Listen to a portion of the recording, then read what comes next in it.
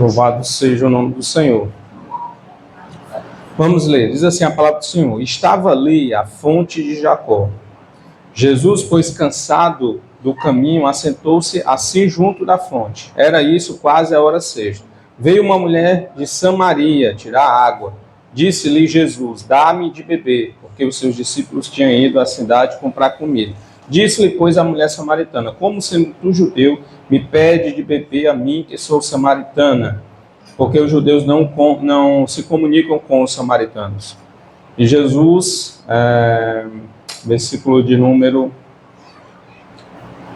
Não se comunicam com os samaritanos. Versículo número 10. Jesus respondeu e disse-lhe, se tu conhecesse os dons de Deus e quem é que te diz, dá-me de beber, tu lhe pedirias e eu lhe daria água viva. Disse-lhe a mulher, Senhor, tu não tens com que tirar, o poço é fundo, onde pois tens água viva? És tu maior do que Jacó, nosso pai, que nos deu o poço, bebendo ele próprio dele, e os filhos e os gado? E Jesus respondeu e disse-lhe, qualquer que beber da água que eu lhe der, ou qualquer que beber da água, desta água, né, do poço, tornará ter sede.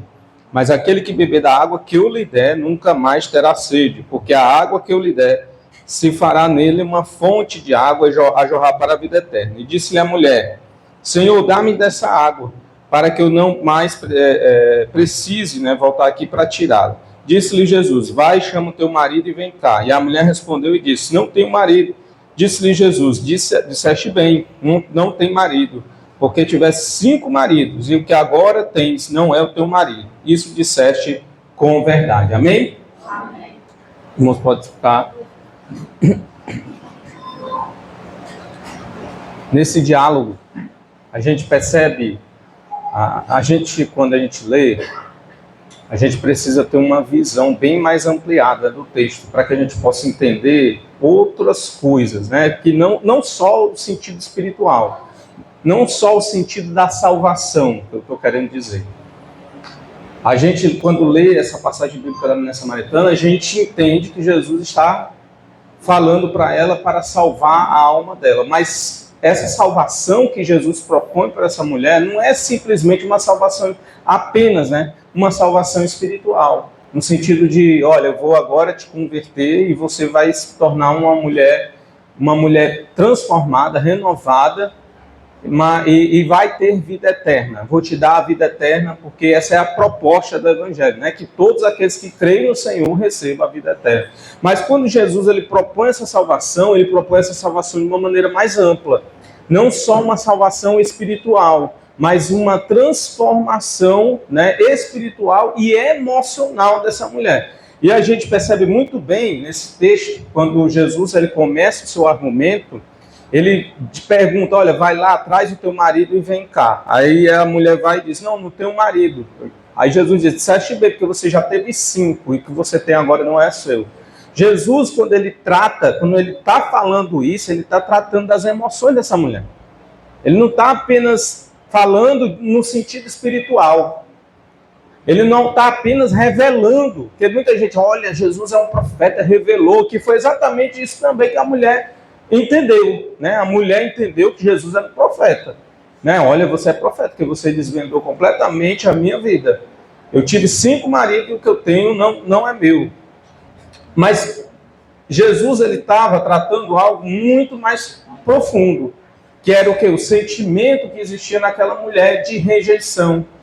Um sentimento daquela mulher de procurar nos relacionamentos a felicidade, de procurar nos diversos relacionamentos aquilo que pudesse lhe completar, porque dentro dela existiam faltas. Existiam faltas que ela, na cabeça dela, só poderia ser tirada, só poderia ser completada, ela só poderia realmente viver uma vida feliz se ela tivesse um relacionamento. Então ela foi tentando, porque relacionamentos, ela teve vários. A tentativa dela em cada relacionamento era ser feliz, era ter uma vida boa, uma vida interessante, né? Então ela foi buscando os relacionamentos, mas Jesus mostra para ela que o problema dela de viver dentro de vários relacionamentos não iria suprir a sua falta e nem sua necessidade interior. Jesus estava dando a oportunidade àquela mulher de olhar para dentro dela, não só de olhar para Jesus e perceber que que Jesus era um profeta, que a água é ou não. Colocar água aqui? Coloca água aqui? Não era só Jesus não estava apenas falando ali, olha, eu estou falando aqui dessa forma para que você me reconheça como profeta. Jesus estava tratando, vocês conseguem entender o que eu estou querendo dizer? Jesus está tratando a vida dela, a rejeição que existe no coração dela, a falta de valor que ela dava para ela mesma, ao ponto dela procurar 5 maridos e não ter encontrado ninguém que pudesse fazer essa mulher feliz. Essa mulher precisava o quê? De cura interior. Ela precisava de uma vida emocional transformada. Ela precisava suprir essa falta, e essa falta não seria suprida enquanto ela estivesse procurando em maridos, em pessoas, em seres humanos para poder sarar sua falta. E aí, quando a gente faz essa comparação, quando a gente faz essa reflexão da vida da mulher samaritana, a gente começa a perceber quantas pessoas, inclusive dentro das igrejas, frequentando hoje, não vivem a mesma situação, que procura do lado de fora a sua felicidade. Não procuram se organizar internamente, não procuram sarar suas feridas, não procuram não sarar suas emoções, porque simplesmente não, ou tem medo de encarar suas próprias emoções, seus traumas, seus medos, ou porque realmente a pessoa está vivendo e não vivendo despercebidamente. Não se percebe em nenhum momento. Tem muita gente vivendo assim, que não se percebe, não sabe por que repete tanto relacionamento, não sabe por que sai de tantos empregos, não percebe por que casa separa diversas vezes. A pessoa não percebe que existe algo errado dentro dela. Então, quando eu trouxe essa proposta para vocês, de falar de saúde emocional para ter uma espiritualidade abençoada, é exatamente para que a gente possa resolver muita coisa. Eu tenho certeza que muita coisa a gente pode resolver no âmbito espiritual, resolvendo causas, problemas emocionais aqui nessa noite. Um dia eu estava atendendo um senhor, o último atendimento que eu fiz, e ele chegou para mim dizendo, acho que eu até comentei aqui, ele chegou para mim dizendo, olha, eu tenho assim, a sensação de que Deus não se agrada de mim, não está se agradando de mim. Tem muita gente que tem esse tipo de sensação dentro da igreja, sabe? E busca desenfreadamente fazer alguma coisa para Deus. Porque as pessoas colocam na cabeça que quanto mais trabalho eu tiver na igreja, quanto mais orando eu tiver, quanto mais jejum eu estiver fazendo, mais próximo de Deus estarei. E aí a pessoa sai fazendo isso, mas por quê? Porque ela mesma acha, pensa, as emoções delas voltada para esse tipo de comportamento, ela pensa da seguinte forma, se eu não estiver fazendo isso, Deus não está do meu lado. Se eu não estiver fazendo essas atividades dentro da igreja, Deus ele vai ser contrário a mim, ele vai me castigar, ele não vai se agradar de mim, ele vai se afastar de mim, e eu vou viver uma vida espiritual de frieza. E foi exatamente isso que ele falou para mim. Ele disse assim, olha, eu sinto que eu vivo uma frieza espiritual, eu não consigo mais sentir a presença de Deus. E quanto mais ele falava, mais eu percebia que o problema não era Deus.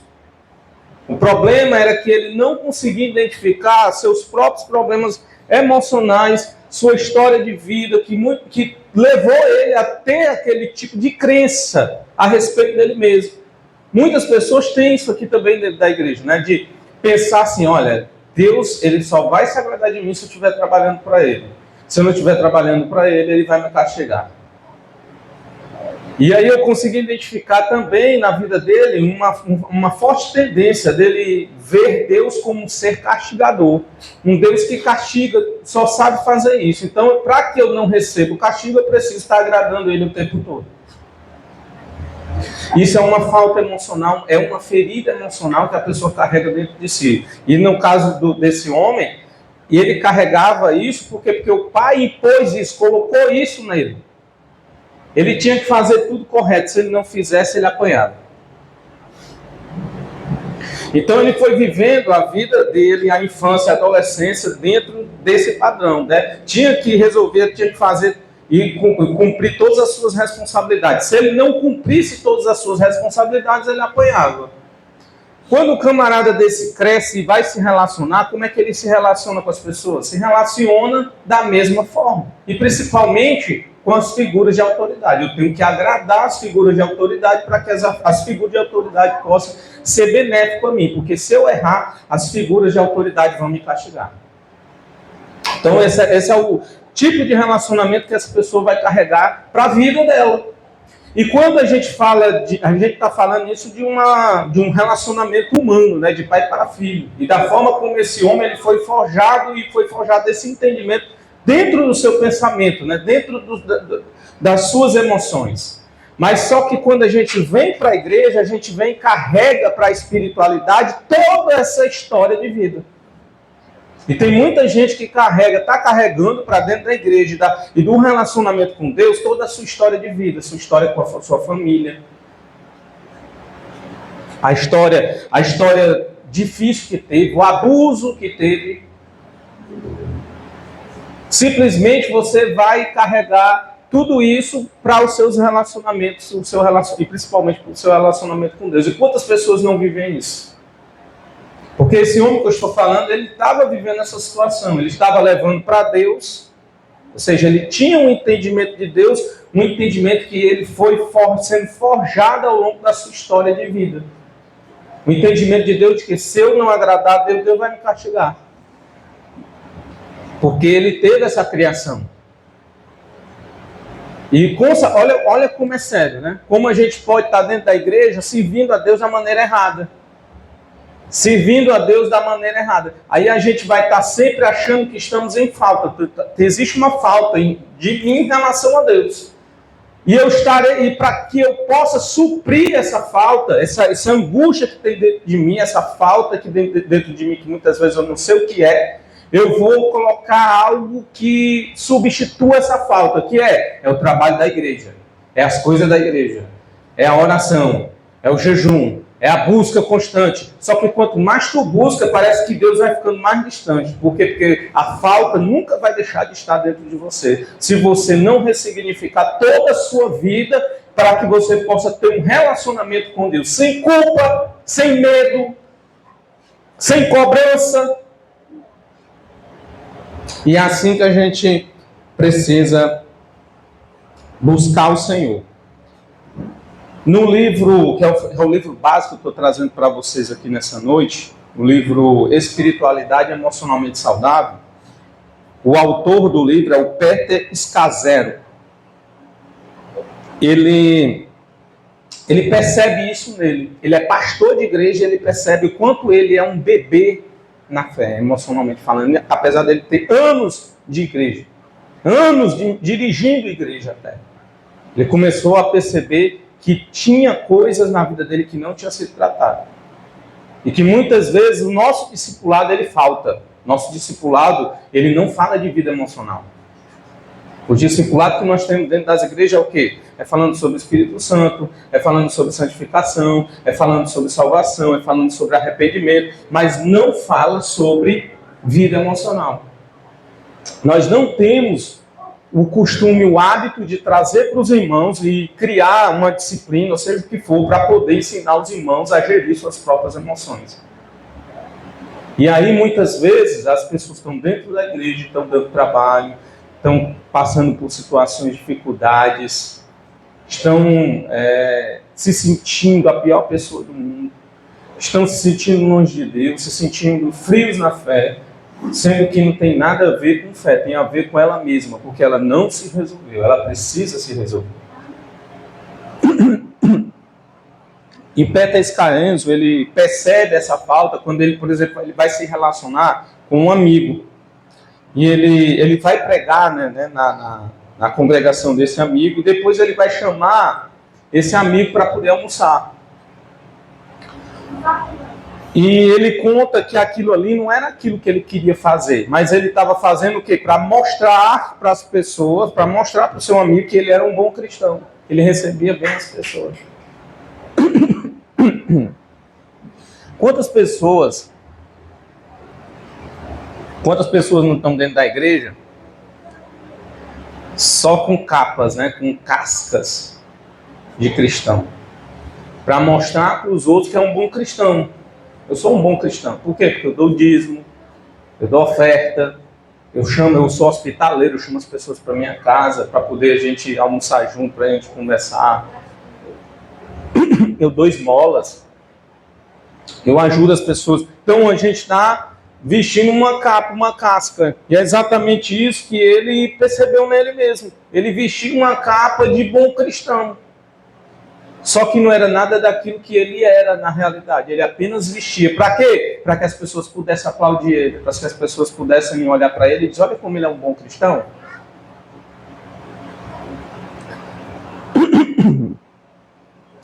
Então, depois de um culto, ele chama, né, esse amigo.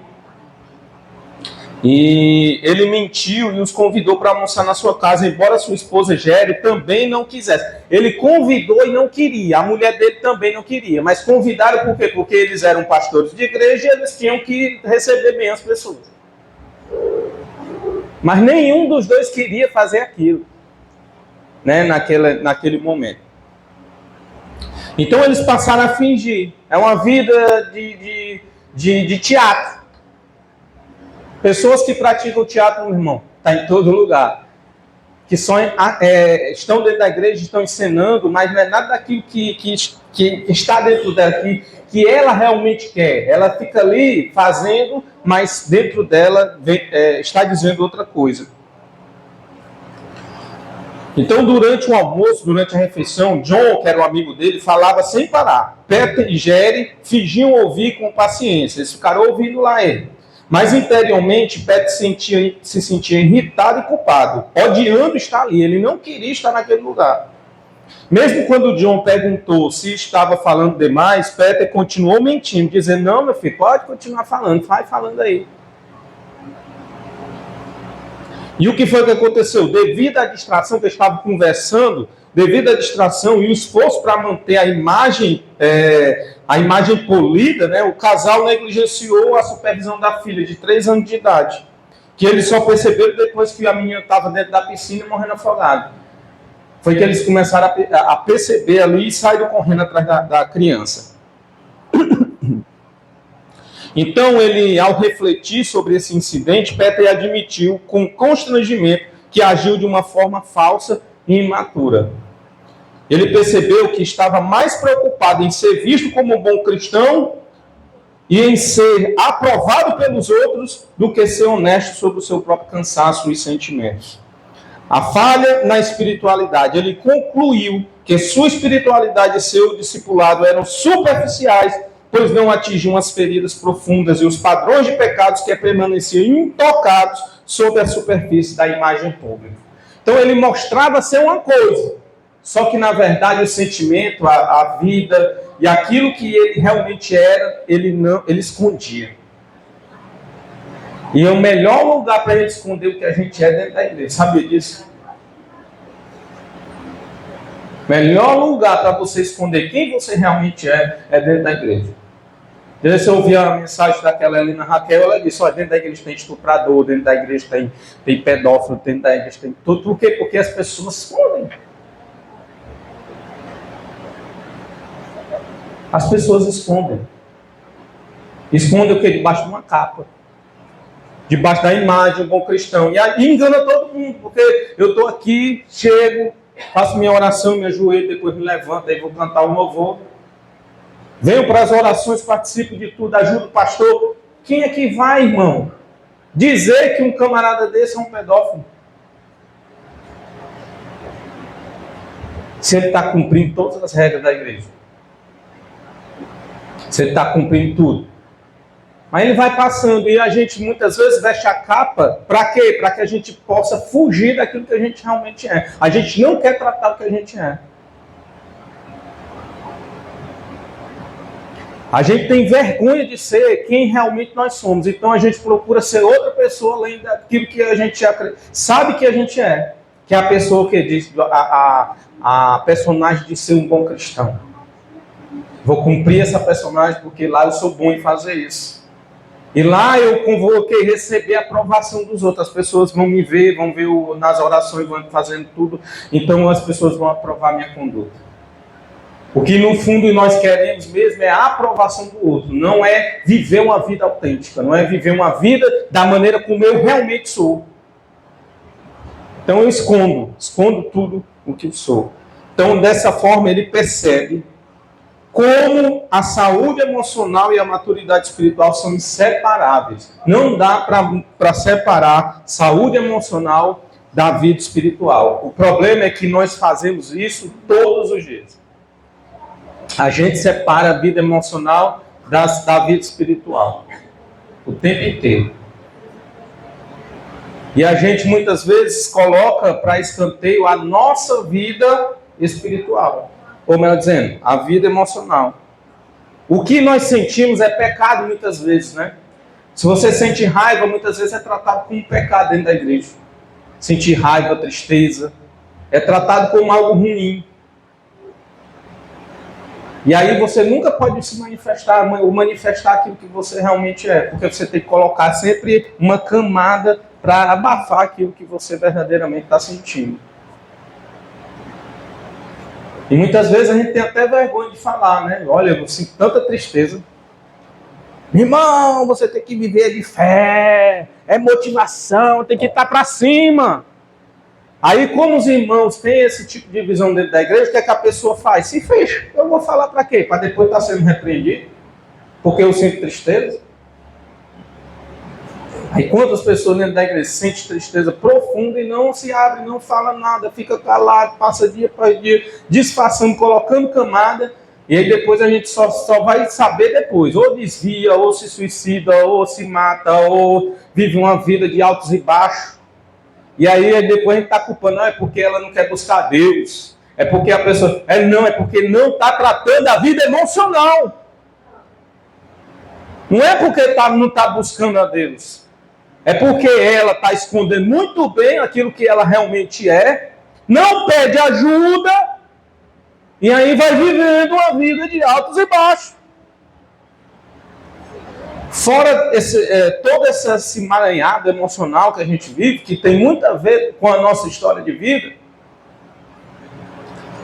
também existem os transtornos. A gente precisa considerar transtornos, psicoses que a gente precisa, patologias, psicopatologias que a gente precisa considerar dentro da igreja. E eu participei de um curso de terapia em saúde mental, e tinha uma irmã que deu um testemunho lá na hora. Ela disse assim, olha irmão, eu fui diagnosticada com um transtorno afetivo bipolar na fase adulta, depois de ter sofrido um bocado dentro das igrejas. Por quê? Porque ela, não sei se você sabe, mas o transtorno afetivo bipolar, a pessoa tem fases, tem momentos de euforia, a pessoa fica agitada, a pessoa fica mais excitada, tem umas que tem mais facilidade, né, de buscar relações sexuais, porque a pessoa está num estado de felicidade, ou bebe muito, está muito alegre. E tem momentos, em outros momentos, de tristezas profundas, de depressões profundas. Então a pessoa fica oscilando. É um problema que a pessoa tem que tratar de maneira medicamentosa, tem que tomar remédio, e é para a vida inteira, para que não fique vivendo nessa gangorra, para poder trazer um equilíbrio para essa pessoa. Então ela viveu na igreja dessa forma. Quando ela estava num momento de muita euforia, ela ficava tão feliz, tão alegre, e se incitava bastante, se relacionava sexualmente com um, se relacionava sexualmente com o outro. E aí caía. Ela mesma ficava triste. E aí se afastava da igreja. Aí depois retornava para a igreja de novo. E aí ela viveu essa vida, indo e voltando. E as pessoas dentro da igreja falando dela. Esse é um crente Raimundo, é pé na igreja, pé no mundo. Só vive caindo em pecado, é direto. Olha, aí a fama dela dentro da igreja virou isso, por causa da situação dela. E ela sem saber que vivia, que tinha esse problema. E a igreja, infelizmente, não é um lugar para identificar essas coisas. A gente não consegue identificar. Espero que eu estou com esse propósito. Deus colocou, para mim é um propósito de vida. Trazer saúde emocional para dentro da igreja é trazer conhecimento. É trazer para os irmãos esse tipo de conhecimento para que a gente não possa pecar contra as pessoas que entram dentro da igreja e muitas vezes têm um transtorno. tem uma psicopatologia. E a gente está tratando essa pessoa, julgando essa pessoa, derrubando ainda mais essas pessoas, com a nossa língua grande, falando dessas pessoas sem entendimento, porque simplesmente a gente só quer saber do espiritual. A gente não quer saber do que a pessoa está vivenciando, da vida emocional das pessoas, a gente não quer saber. A gente quer saber se está cumprindo as regras direitinho. Está cumprindo, está vindo para as orações, está tudo bem, então pronto. Esse é o que não dá problema dentro da igreja. Se começar a dar problema dentro da igreja, pronto, é confusão e problema. Porque a gente, quanto mais longe esse camarada estiver, melhor, que é problema. Então, quando ela descobriu que realmente tinha e foi diagnosticada com transtorno afetivo bipolar, ela começou a tomar um remédio, acabou, irmão. Acabou. Ela se equilibrou, casou, está uma bênção. Imagine se essa pessoa... Não era problema de espiritualidade. Não era problema de uma transformação que ela necessitava, não. Era só um problema de transtorno, de um problema no cérebro, que ela precisava regular com medicamento. Regulou. A vida dela passou a ser uma bênção, meu amigo. Por quê? Porque ela foi diagnosticada. Outro caso que eu vi, né, foi a irmã Rose que contou. A pessoa tinha esquizofrenia. Eu ouvia vozes. E aí imagina aí ouvir voz dentro da igreja. O que é que a gente diz que essa pessoa tem? Demônio. Era demônio, expulsa para lá, expulsa para cá, vai para lá, vem para cá. E toda vez que essa mulher entrava dentro da igreja, era demônio. O que é que acontece? Depois de um tempo, ela começa a entender. Pai, eu sou um endemoniado eterno. A pessoa começa a se culpar. A pessoa começa a viver uma vida de sofrimento. Porque ela não consegue se enquadrar dentro daquela situação. Todo mundo olha para ela como endemoniado, porque ouve voz, porque fez, porque... Até que ela mesma tinha preconceito, porque ela não queria procurar um tratamento psicológico, não queria procurar um lado psicológico. Aí o que foi que aconteceu? Ela descobre que ela tinha esquizofrenia, começou a tomar remédio e desapareceu. Aí a gente fica se perguntando, que demônio era esse? Que quando a gente toma um comprimido desaparece esse demônio. Não é demônio. O grande erro das igrejas é não buscar o conhecimento. Só quer saber do espiritual. Não quer buscar conhecer a vida emocional das pessoas. Não quer. Eu estou pedindo a Deus que nossas igrejas sejam um lugar em que as pessoas possam encontrar acolhimento. Porque um lugar que muita gente não encontra é na igreja acolhimento. Porque tem vergonha de falar, vergonha de contar, vergonha de falar das suas vergonhas. Um lugar que era para ser... A igreja era para ser um lugar que a gente pudesse chegar e falar sem medo, sem julgamento, com acolhimento, sem preconceito. Mas, infelizmente, a gente encontra ainda muito preconceito. E medo a gente tem de contar, de falar das nossas fraquezas. É mais fácil falar das nossas vitórias. É mais fácil falar daquilo que Deus fez na minha vida, a transformação que Deus... Mas falar dos nossos fracassos a gente engole, entope, não conta, coloca camada, empurra para lá, porque falar de fraqueza é pecado. Só que a gente esquece que nós somos seres humanos. É o paradoxo do bom cristão, porque a saúde emocional e a maturidade são inseparáveis. Por que são, né? Existe uma ilusão, que é a ilusão da superfície.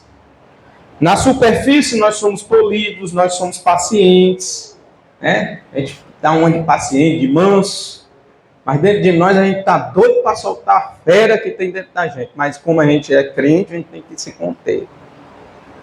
Então a gente vai criando essas camadas e empurrando as nossas emoções para segundo plano. A gente é paciente, a gente é espiritualmente maduro. Só que aquilo que nós mostramos para os outros, meus queridos, é apenas 10% daquilo que realmente somos. A proporção é essa. Aquilo que você mostra para mim, através da sua roupa, através da forma como você fala, através da forma como você trata as pessoas, é apenas 10% daquilo que você realmente é. A forma como você vem para a igreja e ora, e vai para as orações, e busca a Deus, fala línguas estranhas, faz jejum, isso é só 10% daquilo que realmente você é. Porque se você já conhece, você conhece o iceberg, né? O iceberg, ele é uma pedra de gelo dentro d'água. O que fica para fora foi o que afundou o Titanic. O que fica para fora é só um pedaço dessa pedra. Porque a maior parte dela fica submersa dentro d'água. Isso representa, essa é uma ilustração que representa exatamente aquilo que nós somos.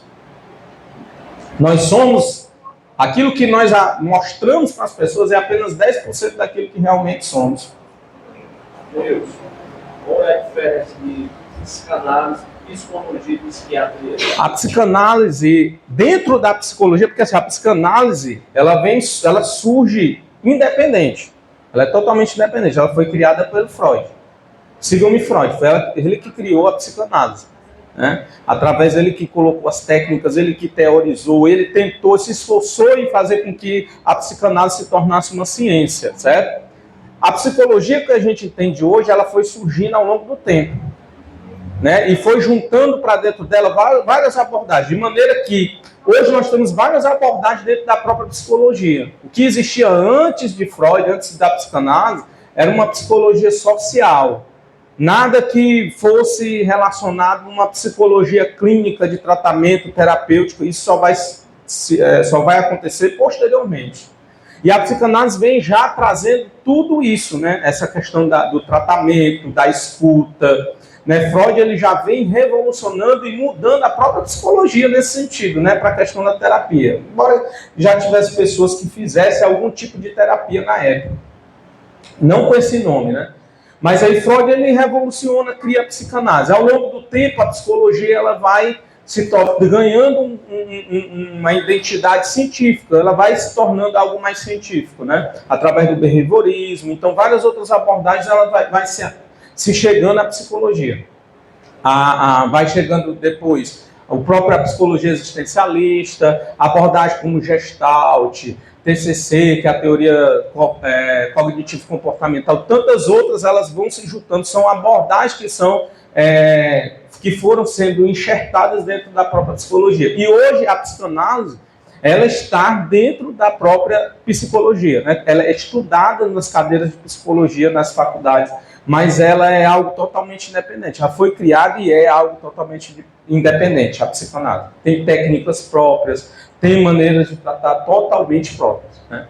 Então, essa é basicamente assim, a diferença da psicanálise para a psicologia, né? Que é o estudo, que é um estudo mais científico da psique humana. Eu perguntei assim porque hoje a gente vê que a questão do TDAH, autismo, são coisas que estão aflorando cada vez mais e que nós devemos ver agora no século XXI.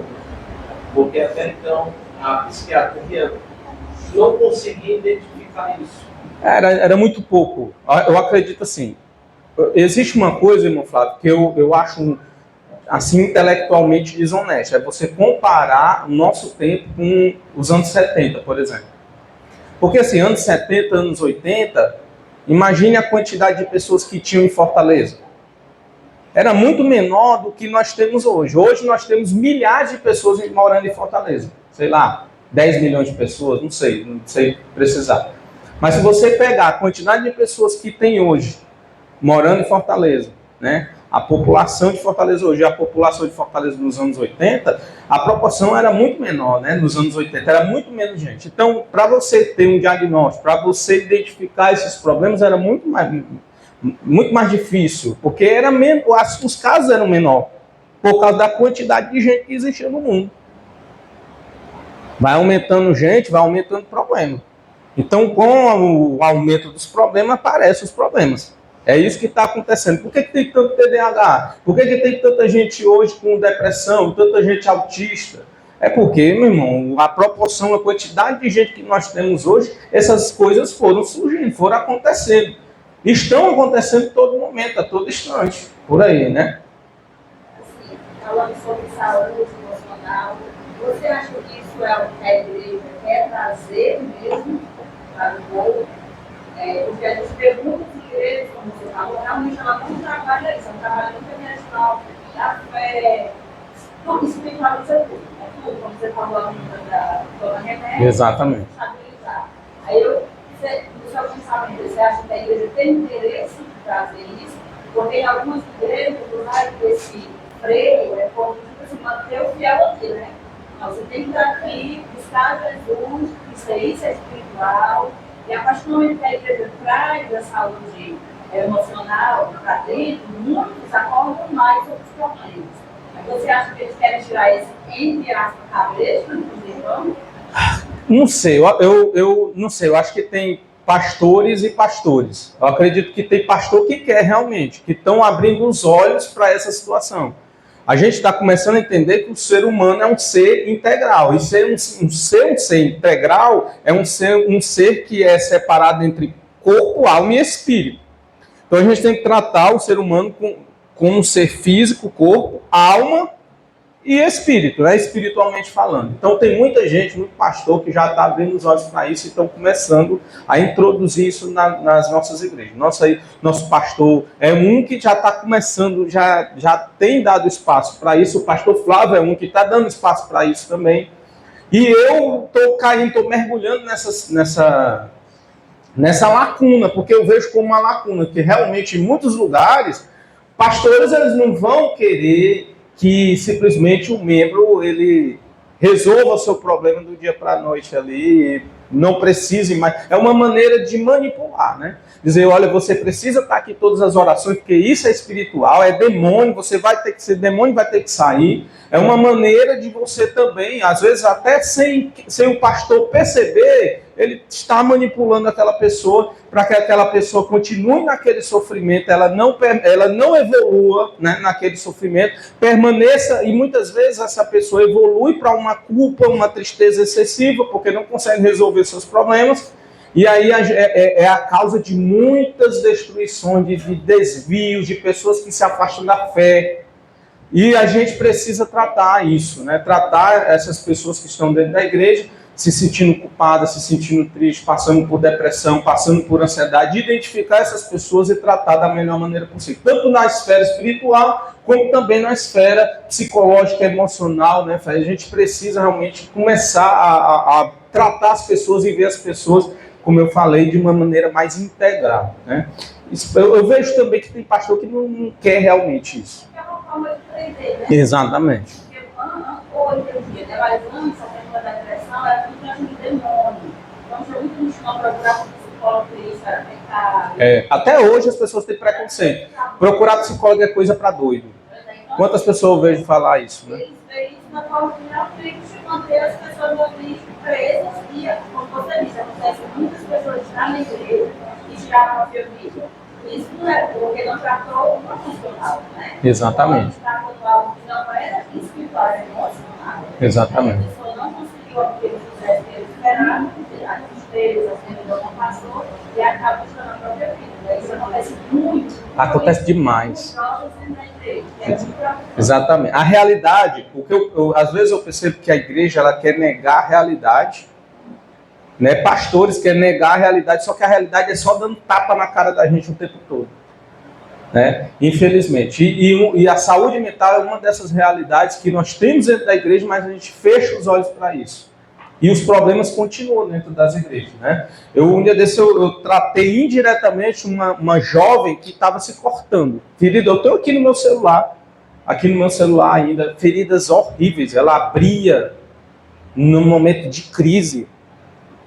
E se você for saber por que ela está vivendo esse momento de crise, uma menina de 16 anos de idade, criada dentro da igreja, pastores evangélicos, ou pais evangélicos, só que são aqueles evangélicos, da forma como eu estou falando aqui, dão uma de bom cristão para os outros, que é para poder receber ou passar aquela imagem de bom cristão, mas dentro de casa são os cães, né? Os capeta, demônio, que trata filho com brutalidade, com bicho nojento, né? Aquele negócio todo que é a situação dessa menina. A vontade dela é fugir de casa, é sair de casa. Imagine uma jovem que é criada dentro de casa que quer sair de casa. É porque dentro daquele lá ela se sente oprimida. Aquele lá é um lar doentio para ela. Aí vem, você falou, ver emocional, questão dos pais. Porque os pais foram ensinados dentro da igreja que aquilo ali era demônio. Então ele vai passar para o filho que aquilo ali. E a pessoa começa a se... É tanto que essa menina não quer mais saber de igreja, não quer mais ir para a igreja. Aí é uma situação que a gente não pode usar como regra, né? Não, regra. São exceções, cada caso é um caso, certo? A gente entende que, sem tomar muito tempo, que tem situações que são efeitos colaterais de situações adversas, mas tem situações que são efeitos de silvestres mesmo. Exatamente, é. E escolhas próprias. Exatamente. As escolhas são feitas o tempo todo. Agora, as nossas escolhas, elas são feitas muitas vezes por causa de um padrão de comportamento que a gente adquiriu. E a gente, muitas vezes, a gente adquiriu um padrão de comportamento que faz com que a gente pratique determinadas escolhas e muitas vezes essas escolhas, elas são maléficas em relação a gente. A gente sofre, só que a gente não percebe. Eu chamo isso dentro da psicanálise de inconsciente. Você pratica aquele comportamento de maneira inconsciente. Você não entende, não percebe que você está vivenciando e se comportando através de um padrão que foi adquirido através da sua infância, dos seus relacionamentos. Um dia eu estava com uma jovem, conversando com ela. Muito cedo ela saiu de casa porque ela perdeu a virgindade, o pai não queria que ela perdesse a virgindade, e ela teve que sair de casa porque o pai praticamente expulsou ela de casa. E depois foi para a prostituição e viveu uma vida na prostituição, se juntou com um rapaz criminoso e ela estava lá, né, na delegacia criminosa, com esse cara, acompanhando, o cara tinha sido preso. E quando eu falei no pai dela, ela chorava de raiva. Quando eu falei do pai dela. E ela dizia assim, olha o que ela dizia, o meu pai não gostava de mim. Ele amava mais as minhas irmãs do que a mim. O que eu pude identificar? Que a forma como ela viveu até aquele momento, ela viveu por raiva do pai. Raiva do pai. Através da raiva do pai, ela adquiria um padrão de comportamento. E a raiva dela era exatamente por quê? Porque ela dizia dentro dela que o pai não gostava dela.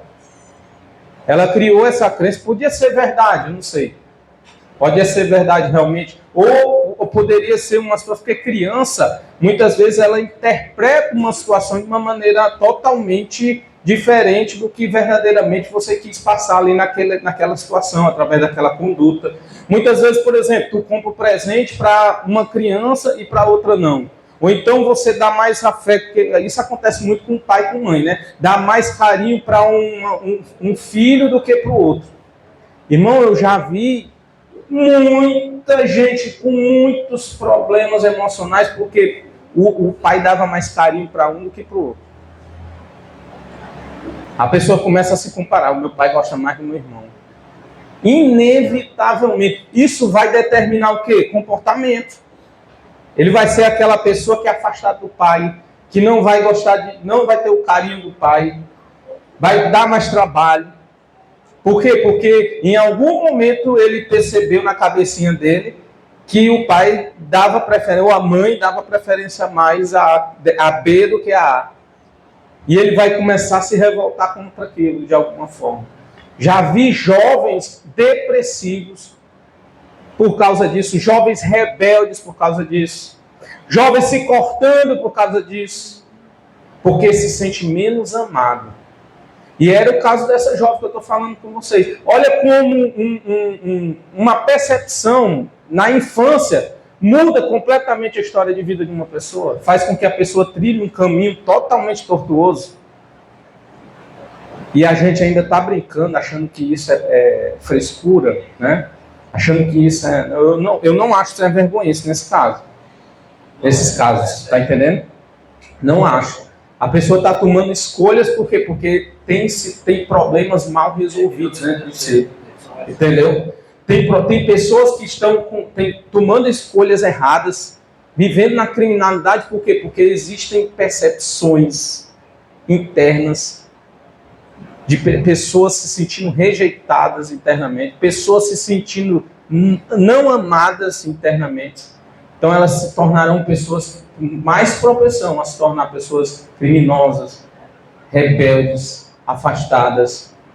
Vai dar trabalho. Ou então vai ser uma pessoa amarga. Pode ser que não seja criminoso nem nada, mas vai ser uma pessoa que não vai ter muita afeição pela mãe, pelo pai, tem raiva. E aí chegou uma senhora para mim e disse: Jailson, minha mãe morreu, eu não estou sentindo nada até agora. E ela se sentindo esquisita. Por quê? Porque a mãe morreu, ela cuidou da mãe durante toda a fase da doença, porque ninguém queria cuidar.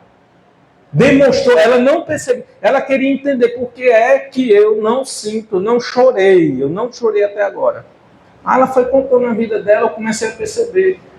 Questão de preferência, a mãe dava mais carinho para a irmã do que para ela. Tudo isso vai marcando a mente da pessoa, as emoções da pessoa, a psique da pessoa. E embora ela estivesse cuidando da mãe, que para ela era um ato de carinho, mas existia uma raiva, um ódio que ela não conseguia perceber. Não conseguia perceber da mãe. Que fazia com que ela se comportasse daquela forma. A mãe partiu, morreu, mas ela ainda estava sentindo, ela não sentia nada, ela não chorou. Ela não teve luto, imagina aí. Por quê? Porque aí a gente foi identificado, eu mostrei para ela. Você está vendo? Você não teve luto porque ainda existe raiva dentro de você. Por causa dessas situações aqui. Existem ódios dentro de você por causa dessas situações. Isso é olhar para dentro da gente, irmão. Isso é a gente começar a se conhecer, começar a olhar para a gente. E é isso que eu vim tratar aqui nessa noite. Que a gente precisa, a gente muitas vezes está demonstrando ser uma coisa na igreja, mas é só 10% do que nós somos. Existem muitas coisas enterradas dentro da gente que a gente não manifesta, que está dentro de nós e que influencia o nosso comportamento. A gente precisa ressignificar, primeiro, através do autoconhecimento, entender por que eu tenho esse comportamento. Por que eu tenho esse comportamento? Por que eu tenho essa raiva? Por que eu não consigo parar em relacionamento? Só vivo me divorciando e casando, divorciando e casando. Por que eu não consigo parar em emprego nenhum? Só vivo mudando de emprego. Sai do emprego, entra no outro. Sai do emprego, entra no outro. Por quê? Existem padrões de comportamento que precisam ser tratados. Existem situações na vida dessa pessoa que está provocando esse tipo de comportamento. Tem gente que tem uma aversão à autoridade. Então vai ter muito problema com o patrão. Não vai ser aquela pessoa difícil, vai receber uma ordem e vai resmungar sempre. Rapaz, fulano está falando o quê, não sei o quê. Não vou fazer não. Já viu esse tipo de gente? O patrão fala, eu não vou fazer isso não. Por quê? Porque existe dentro dele uma repulsa à autoridade, muitas vezes adquirida através de um relacionamento muito ruim que teve com o pai, por exemplo. E a pessoa desenvolve esse comportamento de resistência a uma figura de autoridade. Está entendendo? Então existe um erro teológico dentro das igrejas de excluir da vida das pessoas aquilo que elas sentem. Oi.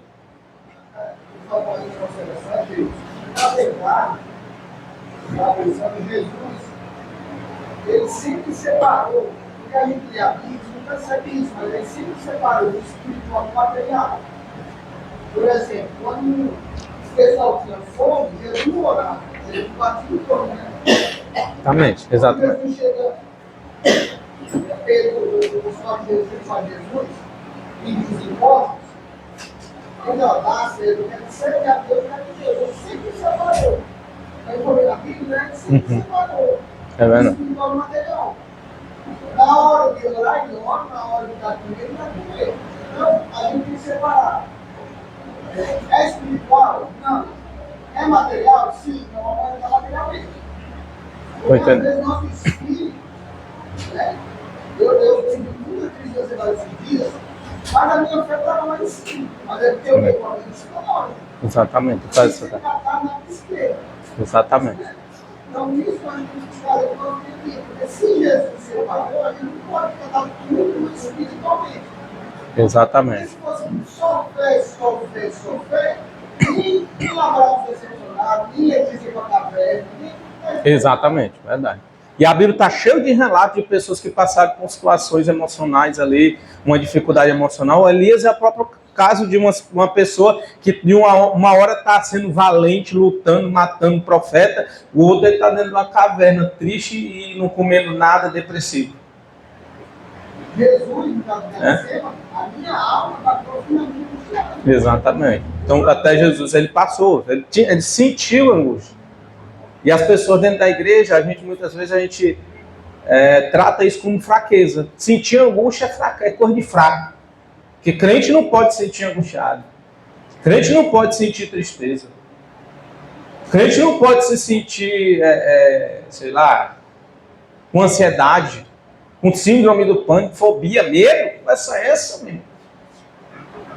Sabe? Então, eu sofri muito, e eu acho que é uma das coisas que fez com que eu fosse para a área da psicologia, foi porque eu passei por uma síndrome do pânico. Né? Passei por uma síndrome do pânico, consegui identificar em mim uma forte tendência, uma resistência muito baixa à frustração. Eu tenho uma resistência baixa à frustração. Eu tenho que tomar cuidado comigo o tempo inteiro. Né?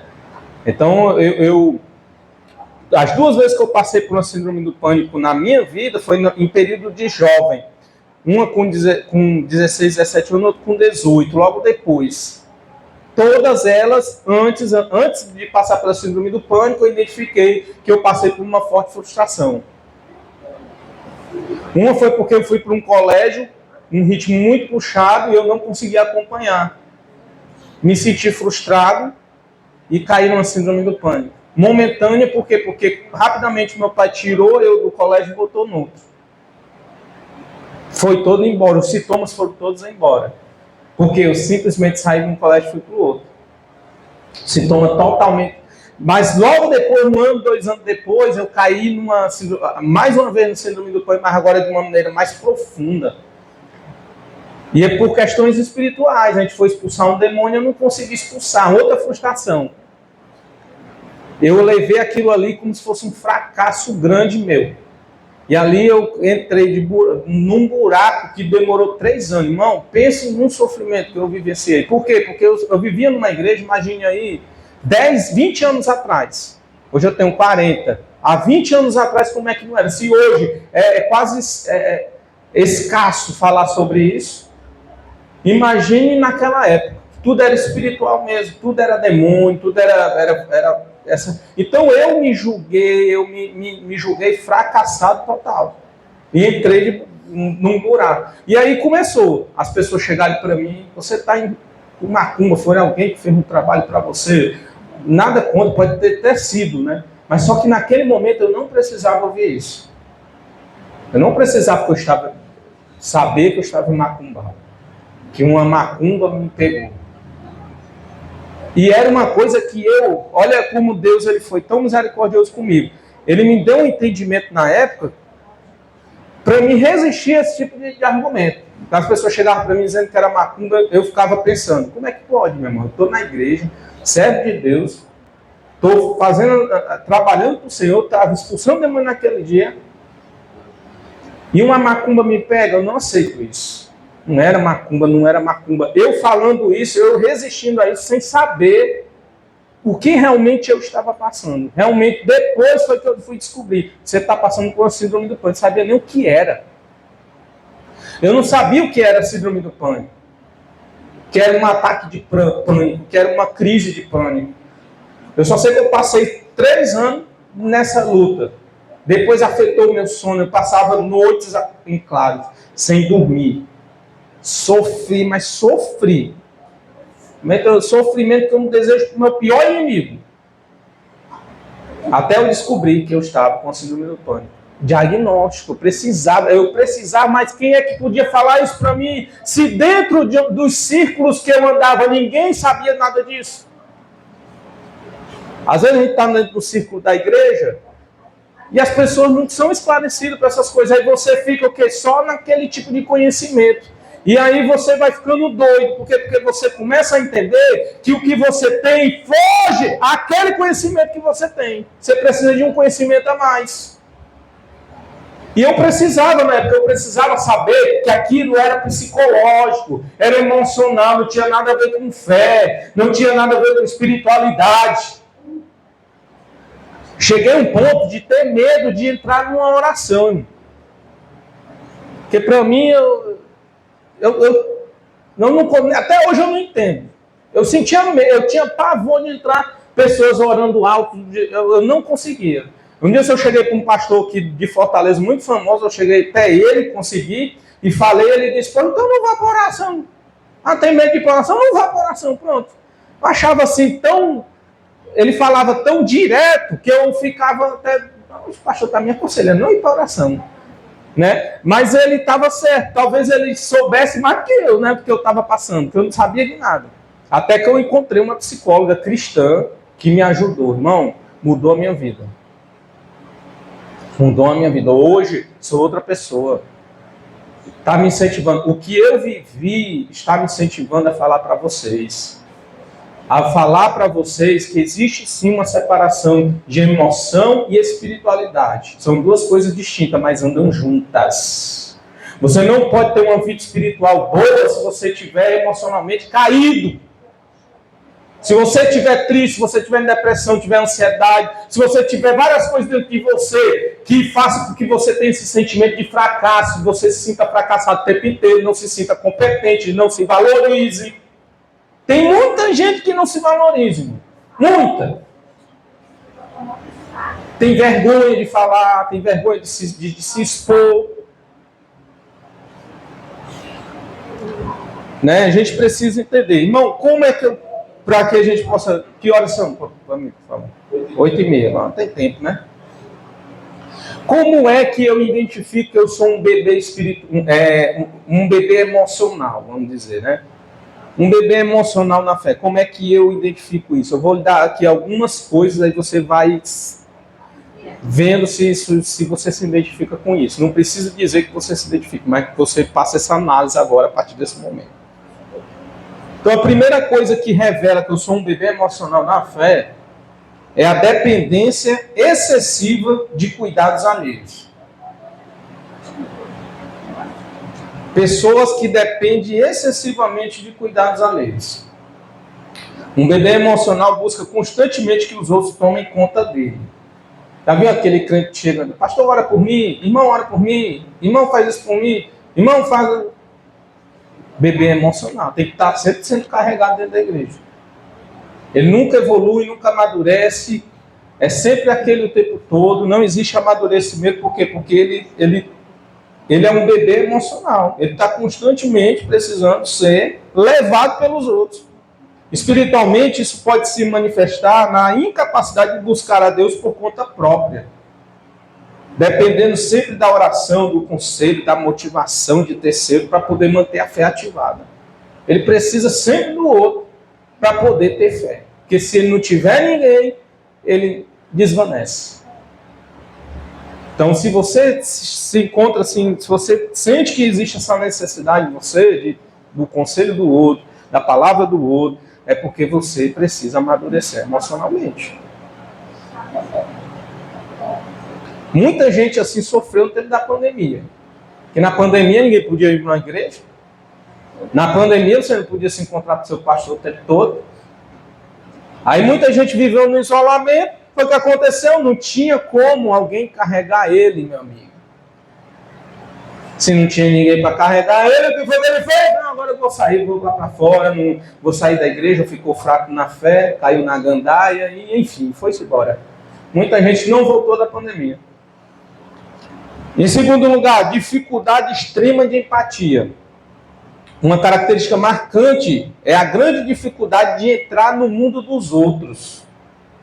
Né? É aquela pessoa que vive como se fosse o centro do universo, sentindo que os outros e até Deus existem primordialmente para satisfazer suas necessidades e desejos. Conhece alguma pessoa assim? Que se acha o centro do universo? Que todo mundo tem que estar a serviço dele. Se não tiver, ele fica revoltado, ele se rebela, ele sai fora. Por quê? Porque essa pessoa acha que todo mundo precisa servir ele. Então, uma pessoa que vive dessa forma, que tem dificuldade extrema de empatia, de se colocar no lugar do outro, é uma pessoa que tem uma dificuldade emocional e precisa de amadurecimento. Terceiro lugar, busca por gratificação instantânea.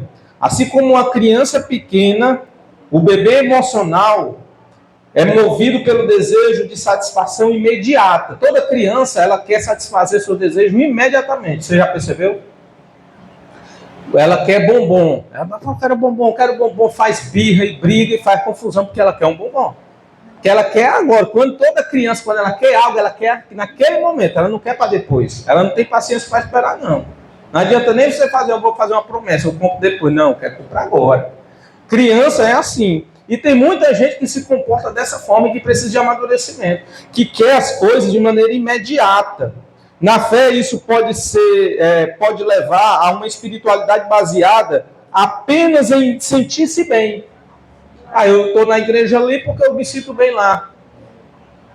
Eu estou naquele lugar porque eu me sinto bem. Ou em esperar em Deus, que Deus responda a todas as orações exatamente na hora e da forma como aquela pessoa deseja. Você já viu aqueles críticos que dizem assim, que prega, né, pastor?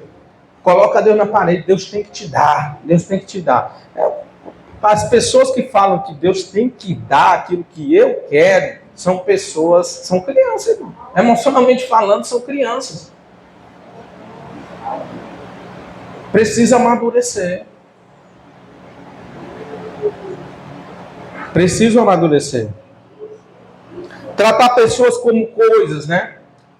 Relação eu-coisa. Em vez de ver as pessoas como seres únicos criados com a imagem de Deus, o bebê emocional tende a usá-la como objeto para poder atingir os seus próprios objetivos. Pessoas que usam os outros como objetos para atingir os seus próprios objetivos. São pessoas que não têm empatia pelo outro e ainda usam o outro como objeto. Como coisa, né? O paradoxo do iceberg. Você pode estar ativamente envolvido na igreja, orando, lendo a Bíblia. Isso é apenas 10% do que você realmente é. Mas se os seus sentimentos de raiva, tristeza, os seus traumas passados permanecem intocados e sem transformação, você está preso a um nível imaturo de desenvolvimento. Tem muita gente assim, vivendo assim. Que vive na igreja, tem uma vida espiritual, mas é emocionalmente uma criança. Não pode ser frustrado. Ele não pode sentir que foi rejeitado por qualquer coisa. E rejeição, às vezes, porque você não se virou para dar a parte do Senhor, muitas vezes pode ser uma rejeição para aquela pessoa. Olha, o irmão não me deu atenção. É porque ele não gosta de mim. Aí começa. Não gosta de mim, eu sou a pior pessoa do mundo, ele acha que eu sou assim e tal, aí pronto, aí ele vai se rebaixando, até virar um carrapato. Precisa de amadurecimento emocional. Baixa diferenciação, né? Dependência de aprovação. Isso aqui é sério, muita gente vive isso, né? O bebê emocional gasta muita energia vital tentando conseguir a aprovação dos outros. Que quer por fim na força, ele vive em função do que os outros falam a respeito dele. Se fala bem, ele está feliz. Se fala mal, ele fica arrasado, atribulado, angustiado, terrivelmente angustiado. Né? Vive da aprovação dos outros. E eu estive estudando a respeito da raiz da rejeição. Muitas dessas pessoas que precisam de aprovação dos outros para se sentir bem, são pessoas que viveram rejeições terríveis na sua vida, né? Ou passou por uma tentativa de aborto, muitas vezes, foi rejeitado pelo pai, o pai foi embora, né? Ou então passou por alguma situação assim, se torna pessoas inseguras, imaturas, pessoas que têm baixa resistência a fracasso e a frustração. Por quê? Porque passou por alguma situação de rejeição na vida. E tem muita pessoa dessa forma. Para você ver que como não é algo incomum, é algo muito comum. Talvez seja você. Tem essas características dentro de você. De você ter baixa resistência à frustração, pessoa que precisa de aprovação dos outros. Diante dessas características, Onde é que entra a psicanálise e onde é que entra a Bíblia? A psicanálise, ela pode substituir a oração? Não. Não pode. A fé, ela tem o seu lugar. Entendeu? Então, a fé, ela tem o seu lugar importantíssimo na vida de uma pessoa. Porque um relacionamento com Deus, ele é muito importante, né? Essa espiritualidade, ela é muito importante. O grande problema é quando, nesse relacionamento com Deus, ele é interferido pelas minhas emoções e por traumas e situações que existem dentro de mim. Aí é onde entra a psicanálise. Quando a espiritualidade ela está sendo atrapalhada, quando a espiritualidade ela não está acontecendo da maneira que deveria acontecer, por causa de situações do meu passado, da infância, situações de falta de afeto que eu recebi no passado, que não tive, e muitas vezes interfere na espiritualidade. E muitas pessoas não buscam isso, entender isso, o autoconhecimento, para poder superar essas dificuldades, superar essas situações. Né, para poder tirar essas barreiras, né, no relacionamento que você tem com Deus. Muitas vezes a gente tem uma imagem de Deus totalmente distorcida. Por quê? Porque a gente tem uma imagem de Deus, a gente faz da imagem de Deus uma imagem que a gente produziu do nosso pai, por exemplo. A gente tem a imagem, a gente carrega a imagem de Deus, mas a imagem do nosso pai. Como eu falei, o exemplo desse irmão que eu tratei, que eu participei de uma terapia com ele. No caso, ele tinha um relacionamento com Deus, a forma como ele via a imagem de Deus para ele era a imagem do pai dele. Pai carrasco, um pai que está ali, que quer que ele fizesse tudo na risca. Um ponto que veio agora na minha cabeça, que talvez seja uma característica de muitos de vocês. Perfeccionismo, querer fazer as coisas tudo perfeito. Se não acontecer exatamente do jeito que você pensou, você já fica angustiado, atribulado. Tem alguém assim aqui? Se não sair do jeito que eu quero, do jeito que eu pensei, do jeito que eu planejei, já fica angustiado, meu Deus. Por quê? Porque o perfeccionismo, ele é uma camada que a gente cria em nós para não enfrentar o sentimento de rejeição que existe dentro da gente. Então, o que é que eu crio? O perfeccionismo.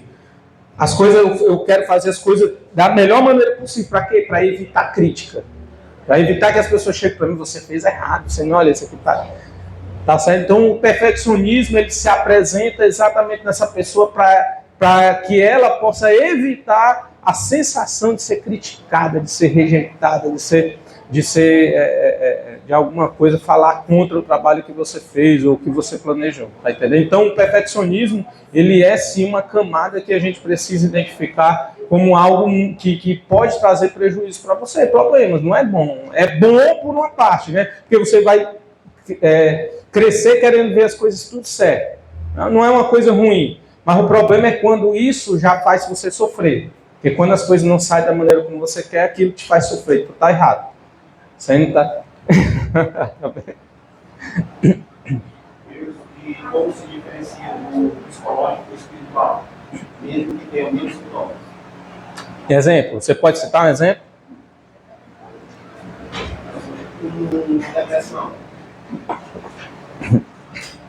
Uma pessoa que não se sente valorizada, mesmo sendo valorizada. Não, aí se a pessoa não se sente valorizada, mesmo sendo valorizada, aí o problema é psicológico, não é mais espiritual. Ela tem que reconhecer que existe algo dentro dela que precisa ser trabalhado. O pastor estava na igreja, traz isso para o povo, como ensinamento. Porque você quer trazer o psicológico, o tratamento psicológico também para a igreja. Isso. E isso o profissional que estudou vai significar. Vai conseguir, mas Deus, deixa eu te falar uma coisa, Deus nos dá sabedoria para que nós também identifiquemos. A gente não precisa o profissional, ele é importante quando a gente tem dificuldade de observar nós mesmos. Se a gente tem dificuldade de observar o que está por trás do nosso comportamento, a gente precisa procurar um profissional. Mas Deus dá sabedoria para a gente descobrir isso. E a gente tentar resolver. Mas o tratamento é muito profissional. O tratamento, claro, o profissional ele ajuda você a se descobrir. Então, o pastor vai fazer é trazer um informativo. O pastor ele pode trabalhar espiritualmente e, se ele tiver conhecimento, trabalhar um emocional, certo? Mas na igreja você não vai encontrar esse trabalho emocional. Você não vai encontrar alguém falando sobre autoconhecimento, a não ser aqui nessa noite. Dificilmente você vai encontrar. Você vai encontrar o quê? O pastor falando sobre fé, falando sobre Golias, que foi derrotado por Davi. Aí para que você se enquadre exatamente naquela situação. O problema é quando você não consegue se enquadrar. E aí que é o problema emocional. O problema, se você não consegue se enquadrar em uma determinada situação, você se sentir motivado para poder vencer o gigante Golias, se você não se sente dessa forma, é porque você precisa olhar para dentro de si mesmo, porque isso aí é psicológico. Não é mais questão de fé, tá entendendo? Como a igreja vai andar sem identificar? Pois é, dificilmente isso vai acontecer numa pregação, a não ser que você esteja atento para você mesmo. É por isso que eu digo, Deus dá sabedoria para a gente, para que a gente possa identificar o que é que está acontecendo de errado dentro de mim. Deus dá. Se a gente conseguir perceber as emoções, o sentimento. Porque por que eu senti raiva quando fulano falou aqui? Se a gente tiver essa autoanálise mais apurada do que eu sinto, as minhas emoções, eu vou conseguir identificar muita coisa. Entendeu? E se eu for começar a fazer também comparações com alguma situação do meu passado, traumas do passado, por exemplo. Acho que eu entendi mais ou menos a pergunta dele. Sim. Como a igreja pode identificar? A igreja ela pode identificar quando ela fala o que você está falando, né? Exatamente. Quando ela trata disso. Tratando na igreja. Mesmo uma pregação, falar, irmão, se você já sentiu entre aspas, dessa forma, já buscou, já orou, já jejuou, não passou, isso pode ser citado. Exatamente. Pode ficar dessa forma. Irmão, tem uma tristeza muito grande. Vamos orar, orou, não deu certo. Jejuou, não deu certo. Fez tudo, orou para Jesus tirar, não deu certo. Isso aí já é para você identificar. O pastor também identificar. Olha, irmão, isso aí é emocional. Isso aí é psicológico. Você tem que fazer um tratamento psicológico. Tá entendendo? Se você tem uma depressão, é exatamente isso que a irmã falou. A igreja poderia tratar dessa forma. Vamos orar? Vamos. Não passou? É psicológico. Se não passou, meu irmão, que eu creio na oração, creio que Deus ele faz. Eu creio que Deus ainda transforma. Mas se você não está conseguindo através da oração, é porque o problema não é fé, não é espiritualidade. O problema é emocional. Você precisa procurar um profissional para se entender, se compreender, para que você possa superar traumas, né? Muita coisa que precisa ser ressignificada, você precisa descobrir para que você possa superar essas situações, né? É preciso fazer. E muitas vezes esse caminho é um caminho que você, por exemplo, tem que tomar medicamento, tem que procurar um psiquiatra também, não só psicólogo. Tem que buscar um psiquiatra para poder tomar um medicamento, né, para poder regular seus hormônios. Porque muitas vezes situações de tristeza é situação hormonal. Mulheres que estão aí passando, já chegando perto da menopausa, vão passar por problemas hormonais, precisam tomar hormônio. Né? Tem baixa serotonina, tem que tomar remédio para poder recuperar. Baixa dopamina, tem que tomar, tem que fazer atividade física. Tudo isso vai produzir naturalmente no teu corpo esses hormônios, né? Então, uma das coisas muito importantes para a saúde mental é a atividade física. Você pode fazer uma caminhada, uma corrida, é muito importante. E vai trazer muita coisa boa para você. Né? Tem muitos benefícios.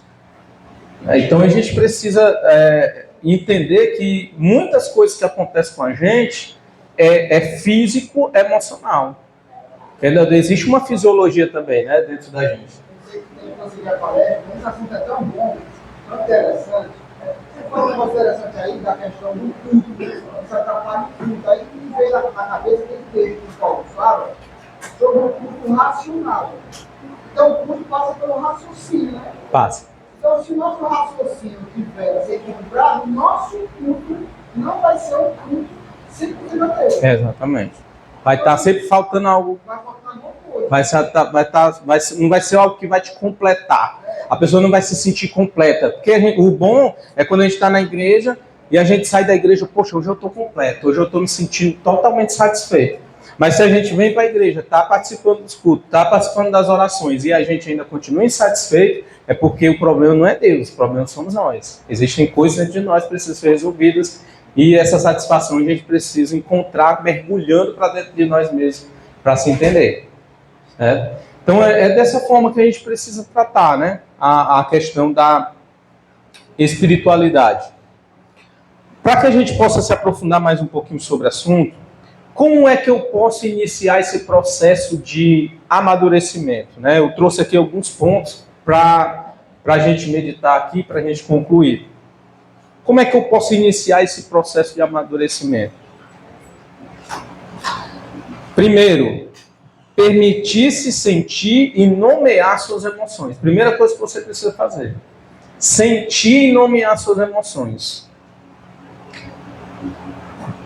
O ponto de partida é o compromisso de permitir-se sentir. Eu estou sentindo raiva, sinta raiva. Estou triste, sinta tristeza. Se permita sentir. Por quê? Porque a gente, na igreja, muitas vezes, a gente não se permite sentir. Se eu estou sentindo tristeza, a gente vai atribuir logo a algo ruim.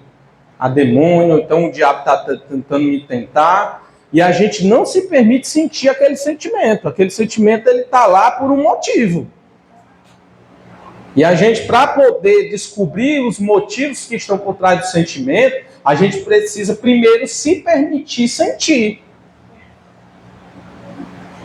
Não, deixa aqui, eu vou descobrir porque é mais ou menos isso. Eu vou descobrir porque eu estou triste, porque essa tristeza está me abatendo. Eu vou me permitir, não vou me condenar porque eu estou triste. Desse ponto de vista. Muitas vezes ignoramos emoções difíceis, como raiva, tristeza, medo, considerando-as pecado. Mas o nosso autor aqui, ele afirma que ignorar as emoções é dar as costas à realidade onde Deus nos encontra. É através dos nossos sentimentos que Deus nos encontra. Irmão, quem sabe que não seja a depressão que vai me levar mais para perto de Deus? Porque a síndrome do pânico me levou mais para perto de Deus. Eu consegui, hoje eu tenho uma espiritualidade totalmente diferente da espiritualidade que eu tinha quando eu tinha 20 anos de idade. Porque eu amadureci. E existe ainda muita coisa para amadurecer, que eu reconheço. Que eu não sou perfeito, ninguém é perfeito. Outra coisa que a gente precisa entender é que nesse processo de autoconhecimento, a gente nunca vai ser um ser perfeito. E a dependência nos vai levar a buscar mais. Exatamente. E a gente precisa entender que isso não é fraqueza, certo? Isso nos aperfeiçoa. Paulo ele diz, porque o poder de Deus se aperfeiçoa na fraqueza. É na nossa fraqueza que o poder de Deus se aperfeiçoa. Então, quando eu estou com depressão, eu estou triste, eu estou com as emoções lá para baixo, é nesse momento que Deus quer se manifestar na minha vida, que Deus quer falar. Quando a gente lê Elias lá na caverna, ele está passando exatamente por essa situação. Existia algo dentro dele que ele precisava aprender, e ele precisou passar por aquela situação da caverna para poder aprender com Deus. Então ele passou por tristeza, foi para dentro da caverna, e Deus falou com ele lá. E quando ele ouviu o terremoto, ele achava que era Deus, porque ele tinha uma percepção errada de Deus. Ele precisava aprender uma espiritualidade nova. Quando ele viu o fogo, ele pronto, agora é Deus que está falando comigo. Não, Deus não estava, a Bíblia diz, e Deus não estava no fogo. Mas quando ele ouviu um vento, um cíclico, um ventozinho suave, aí ele conseguiu perceber a voz de Deus. Foi aí que ele ouviu Deus. Tem muita gente que quer ouvir Deus só na gritaria. Quer ouvir Deus só através da profecia. Quer ouvir Deus só através dos dons espirituais. E Deus muitas vezes está querendo levar a gente para uma situação, e talvez seja a situação que você esteja passando de dificuldade emocional, para que você possa ouvir Deus de uma maneira diferente. Para que você possa entender que Deus não se manifesta só de um jeito. Deus se manifesta de várias formas. Nós falamos sobre várias características, sobre aqueles costumes, que é a insônia. Pessoas que revoltam, pessoas que escutam vozes, pessoas que têm experiências muito diretas no mundo espiritual. Quando é espiritual, dá para perceber. Mas assim, dá para perceber. São pessoas que estão muito, às vezes está muito... Tem muita sensibilidade, né, para o mundo espiritual. Não conseguem se libertar. Estou entendendo. Onde é que entra nesse canal? O que tem que ser feito? Se a pessoa, eu acredito da seguinte forma: quando algo é espiritual, a igreja resolve. A gente está aqui para expulsar, para poder orar por essa pessoa. Eu acredito no poder de Deus. Porque tem muitas pessoas que têm isso, mas têm vergonha de passar isso. Eu estou entendendo. Entendeu? Sofrem muitas das vezes com situações adversas no mundo espiritual, mas não conseguem passar. Pois é. Tem pessoas que têm mais sensibilidade que outras com o mundo espiritual. Muitas vezes a pessoa não sabe lidar com essa, às vezes até uma sensibilidade que a pessoa não consegue lidar com ela, porque ela começa a se perturbar, né? Tem experiências espirituais que trazem perturbações para essa pessoa. Mas eu só acredito que a psicanálise entra exatamente aí nesse ponto. Ele vai ensinar a pessoa a desligar esse momento de sensibilidade. Com certeza. Para ela se compreender, para ela se aceitar, né? Aceitar isso. Porque assim, o que é que a psicanálise ela ensina? A psicanálise ela ensina você, não é evitar que você sinta, não é evitar que você passe por aquilo ou não pense aquilo, não é evitar que você deixe de ver. Por exemplo, eu tenho muita sensibilidade ao mundo espiritual, eu fico vendo coisas. Pode ser esquizofrenia, né? A pessoa pode estar, né? Pode ser isso. Aí a pessoa tem que ser investigado. Mas vamos supor que seja uma pessoa que tenha mesmo sensibilidade à espiritualidade. Né? Muita gente no espiritismo vai dizer que é um médium. É um médium, o cara tem sensibilidade, ele consegue falar com os mortos, seja lá o que for. Vamos supor que ele seja uma pessoa que eu acredito que exista. Pessoas que têm sensibilidade à espiritualidade, ao mundo espiritual. O que é que a psicanálise pode ajudar essa pessoa? Se essas coisas que acontecem com essa pessoa lhe perturbam, a psicanálise pode ajudar fazendo com que essa pessoa possa entender que aquilo é um dom dela, uma situação que ela tem, para que ela possa ressignificar tudo aquilo, para que aquilo não venha mais lhe perturbar. Não é que as coisas vão acabar, eu não quero isso, eu não permito que isso aconteça, porque não vai deixar de acontecer.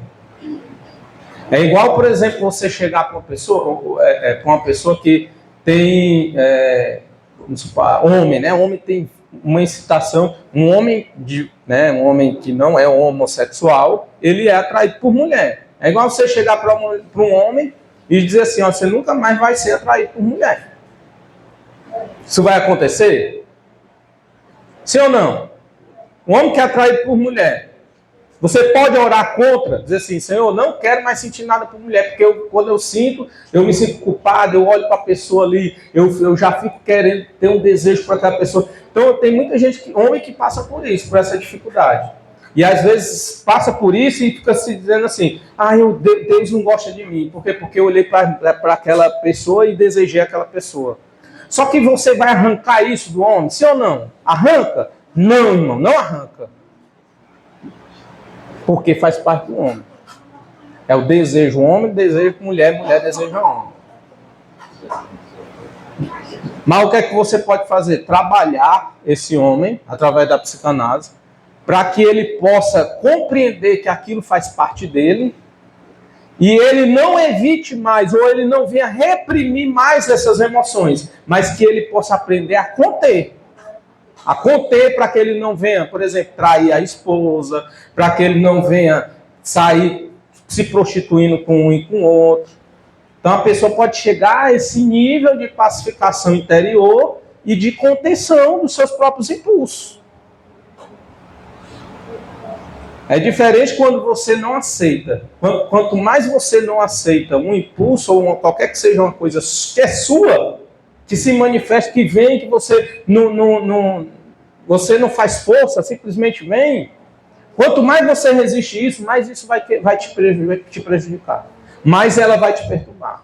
Mais ela vai te deixar para baixo. Mais ela vai te dar esse sentimento de culpa. Mais você vai dar munição para que isso venha te trazer problemas. Porque você dá muita atenção a isso.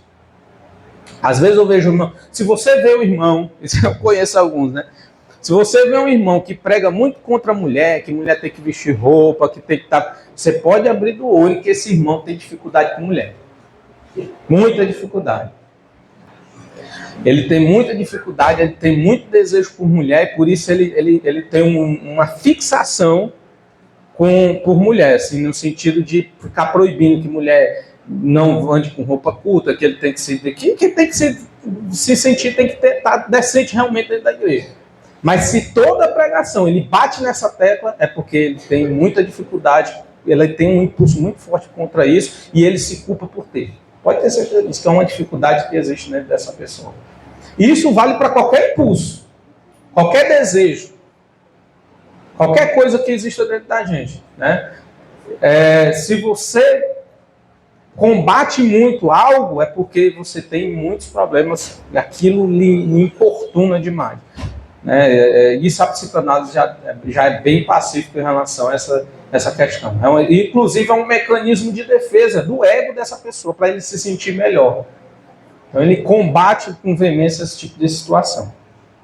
Outra coisa, meu querido, que a gente precisa fazer, que a gente precisa aprender a praticar, muito importante, a gente precisa praticar o silêncio e a solidão. Se estar só, para muita gente é angustiante. A pessoa não gosta de estar sozinha. Eu falei um dia, eu tratei um dia desse um jovem, ele inclusive é homossexual. Ele disse para mim que não gostava de ficar só. Ele só vivia se relacionando, né? Só que ele estava buscando, ele foi buscar o tratamento, até hipnose, na hipnoterapia, para poder entender por que ele tinha tanta dependência de relacionamento, dependência emocional. Ele não conseguia separar, simplesmente ele entrava no relacionamento, ele não conseguia se separar das pessoas, da pessoa que ele se relacionava.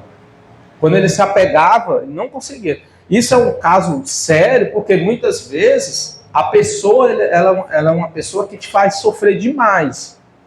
E você não consegue dizer não para aquela pessoa, você não consegue separar, você não consegue se afastar, porque você tem uma dependência emocional muito grande daquela pessoa. Então, quando você... E ele dizia para mim, ele dizia assim, Jesus, eu não sei, eu não consigo ficar só. Eu tenho essa dificuldade de viver sozinho. Tem que ter uma pessoa comigo. Talvez seja a dificuldade, por exemplo, da mulher samaritana que a gente leu aqui. Dificuldade de viver só. Ela tinha que ter alguém para poder ela se sentir valorizada. Ela tinha que ter sempre alguém ali do lado dela para ela se sentir bem, para ela se sentir valorizada, para ela se sentir feliz. Ela precisava de uma pessoa com ela o tempo inteiro. Então ela se relacionava com um, terminou, vamos se relacionar com outro, relaciona com outro. Buscando sempre o quê? Satisfazer essa falta. De se sentir bem, de se sentir amada, de se sentir pertencente, de se sentir querida, de se sentir desejada, né? Então a pessoa ela tem essa dificuldade de estar só. Ela precisa de um relacionamento. Mas a gente precisa aprender a praticar o silêncio. Em que sentido? Para quê? Né? Para poder a gente identificar em nós o verdadeiro ego, o verdadeiro eu. Você precisa de tempo a sós, longe de distração.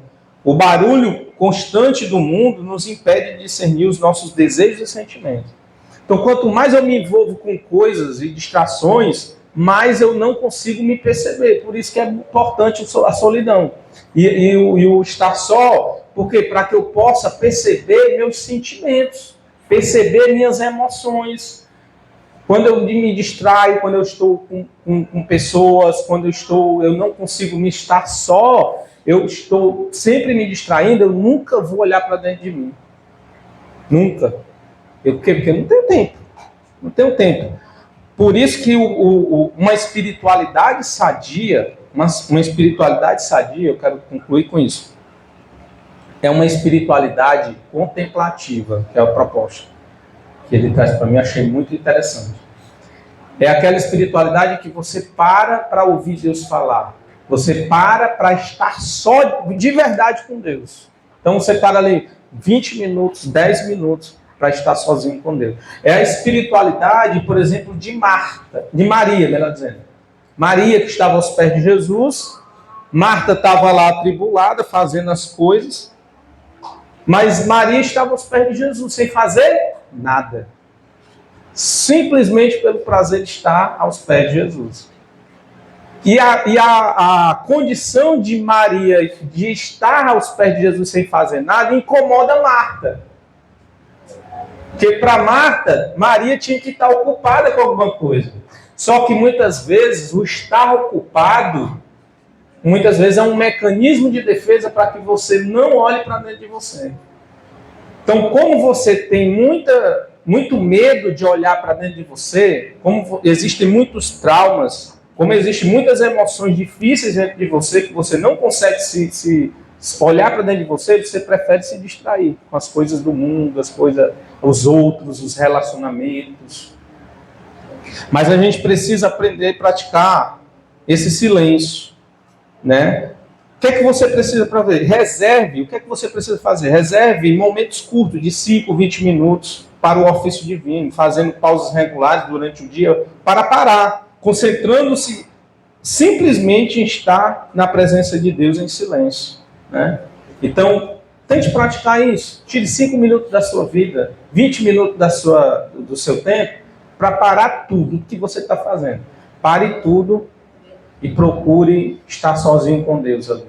Para olhar para dentro de você, para você se identificar, para você identificar emoções e sentimentos.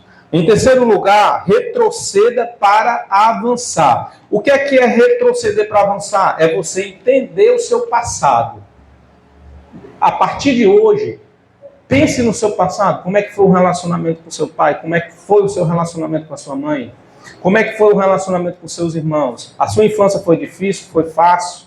Ou não foi? Você teve que viver longe dos pais porque os pais trabalhavam demais e você ficava sozinho em casa com a babá, ou com alguém, ou então com um vizinho? O que é que aconteceu? O que foi que aconteceu na sua infância? Que pode ter contribuído para que você tenha essas emoções, esses sentimentos que você tem hoje. Né? Eu identifiquei nesse rapaz, quando ele disse que tinha dificuldade de estar só, por exemplo, ele passou por um abuso. Por quê? Porque o pai e a mãe não davam afeto, ele vivia na casa dos outros. Criança que vive em casa dos outros, pulando de galho em galho, irmão, é danado para acontecer abuso. E ele foi abusado quando ele estava sozinho na casa do vizinho. E a gente começa a entender, a gente começa a investigar e entender, puxar, por que ele tem dificuldade de estar só? Por que ele tem? Por quê? Porque foi exatamente em situações em que ele estava só, que não tinha amparo afetivo do pai e da mãe, que são os primeiras referências de proteção que uma criança tem no mundo.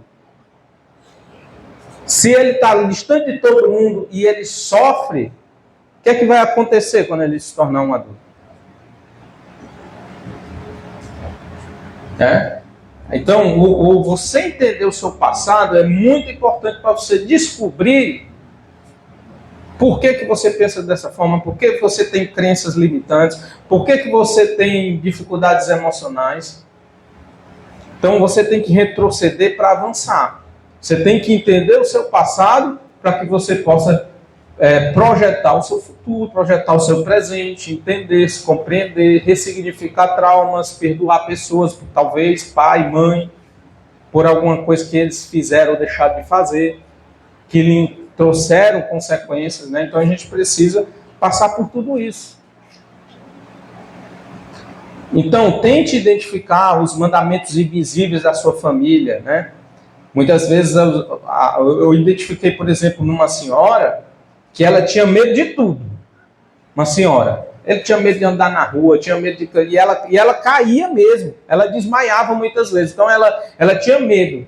Para você ver que muitas vezes até o desmaio ela tem viés psicológico e emocional. Um medo terrível de sair na rua. Se a pessoa pisar na rua, ela desmaia. Tudo é emocional, tudo é emocional. Você tem que tratar para poder vencer aquilo. Porque o emocional, ela influencia no físico. Você já ouviu falar das doenças psicossomáticas? Tem pessoas que têm doenças físicas advindas de problemas emocionais. Então ela tinha dificuldade de ir na rua, de sair na rua, tinha medo de tudo. O que foi que a gente identificou no passado dela? A mãe controlava tudo, não podia brincar com ninguém, não podia fazer nada, não podia sair para comprar uma coisa no supermercado, não podia fazer nada, criança. A criança nasceu traumatizada. Tinha com medo de tudo, de fazer as coisas mais simples da vida. Tá entendendo? Então, investiga o seu passado, tente identificar os mandamentos invisíveis. Muitas vezes a família influencia demais no nosso comportamento. Evite conflitos a todo custo, né? São tipos não confie em pessoas, não confie em ninguém. Muitas vezes a sua mãe foi aquela que falou a vida inteira, não confie em ninguém. As pessoas não são dignas de confiança. Como é que vai crescer? Então, eu estou ouvindo a sua infância e adolescência ouvindo isso. Como é que você vai se tornar? Que adulto você se tornará? Um adulto que não vai confiar em ninguém. Vai ter medo de todo mundo, vai ter medo de se relacionar, talvez até pegue uma fobia social. Medo de se relacionar e de sair na rua. Eu já peguei um caso também de um jovem com fobia social. Não conseguia se relacionar, não tinha namorado, não tinha nada, só vivia dentro de casa, com a cara enfiada no computador. Medo de se relacionar, de se arriscar, de ser criticado. Então, medo, fobia. Desenvolvido o quê? Pelo relacionamento com o pai, com a mãe, com a igreja, muitas vezes. Né? Porque o pai e mãe, muitas vezes, dentro da igreja, é controlador. Né? O caso da menina que se corta, que eu falei para vocês, é pai e mãe controlador. Tudo é controlado. Outra coisa também que eu percebi, que é um padrão de comportamento, são pessoas que são muito controladas dentro de casa, que cresceram controlados na infância e na adolescência, chega na adolescência, na fase adulta, querendo sair de casa. Não quer ficar de jeito nenhum. Tem aquele jovem que foge com o namorado? Tem esses casos? São jovens que foram cobrados o tempo inteiro, que viveram sob cabresto. São pessoas que querem se libertar. São pessoas que, por exemplo, querem viver fora do país. Quantas pessoas eu já tratei que disseram assim, eu quero morar fora do país. Quanto mais longe, porque a ideia inconsciente que tem na pessoa é quanto mais longe dos meus pais, melhor. Só que ele não admite isso, né? Mas inconscientemente está lá. Quanto mais longe, melhor. Aí ele quer viajar, quer morar no outro país, É isso. Então, desenvolva habilidades de adulto emocional. O amadurecimento emocional é testado nos relacionamentos. Isso exige sair do narcisismo infantil, onde os outros servem para satisfazer as nossas necessidades e reconhecer a singularidade do próximo. O que é que você precisa aprender a fazer? Verificar suposições antes de julgar. Expresse suas expectativas, né? As suas expectativas com clareza. Pratique a escuta ativa. A gente precisa aprender a escutar as pessoas mais do que falar. A gente precisa entender. Quanto mais a gente escuta, mais a gente entende as pessoas. Mais a nossa capacidade de julgamento ela vai diminuindo. A gente não consegue mais julgar porque a gente vai conhecendo cada vez mais a situação da pessoa. Pessoa que julga demais, pode ter certeza, ela não ouve ninguém. Ela julga, ela tem a régua dela e sai julgando os outros que vê pela frente. Se não tiver de acordo com sua régua, ele taca logo a língua para cima, né? Então é assim que as pessoas funcionam. E outra coisa muito importante, mano, encontre pessoas confiáveis, pessoas que você possa se abrir, pessoas que você possa contar suas fraquezas. Por isso que o meu desejo é que você encontre na igreja, no pastor, nos irmãos, essa confiança. que as pessoas sejam dignas de confiança, porque a gente também não pode confiar em todo mundo, nem mesmo dentro da igreja, infelizmente. Mas a gente precisa encontrar pessoas de confiança para a gente se abrir, para a gente contar nossas fraquezas, as nossas vergonhas, né? Aquilo que a gente tem receio de falar. Porque isso, quanto mais a gente faz isso, mais a gente enfraquece aqui, a nossa vergonha, as nossas fraquezas, elas vão ficando cada vez menores. E a gente vai se fortalecendo. Mas a gente precisa identificar um no outro essa capacidade de confiar nessa pessoa, né? Para que a gente possa contar. Porque imagina aí, você conta para qualquer pessoa e quando dá festa, a pessoa conta para outra, quando dá festa, a tua vida está na boca de todo mundo. Por isso que muita gente se sente mais confortável de estar numa sala trancada com um psicólogo do que estar contando as coisas para Deus e o mundo, aí na igreja ou em qualquer lugar. Né? Então, ela preferem não falar nada para ninguém e adoecer. Porque tem vergonha de contar, não encontra ninguém confiável para falar. E, consequentemente, quanto menos você fala da sua fraqueza, mais doente você vai ficando. Mais doente você vai ficando. Então é isso, meus queridos. É isso que eu queria trazer para vocês essa noite. Espero que qual é o objetivo dessa palestra? É que você tenha uma visão diferente sobre a psicologia, sobre suas emoções, que você identifique em você que você tem essa parte e que Deus se preocupa com ela também, que você precisa também se preocupar, que você precisa também se compreender e entender padrões de comportamentos em você. Então, se você sair daqui com esse entendimento, se você sair daqui com esse entendimento e começar a praticar tudo que eu acabei de falar agora, a questão da solidão, de você olhar para si mesmo mais, de você se calar mais, falar menos e ouvir mais as pessoas. Se você for uma pessoa que olhe mais para o seu passado, para entender por que dos comportamentos que você tem, por que você pensa daquela forma, por que você tem aquela crença, né? Crenças limitantes, por exemplo.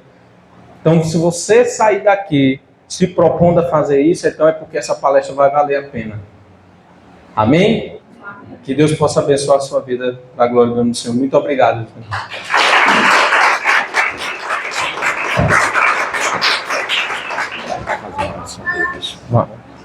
Vamos de pé, gente. Tem alguém com alguma dúvida? Pastor, eu não perguntei, eu estou com uma dúvida.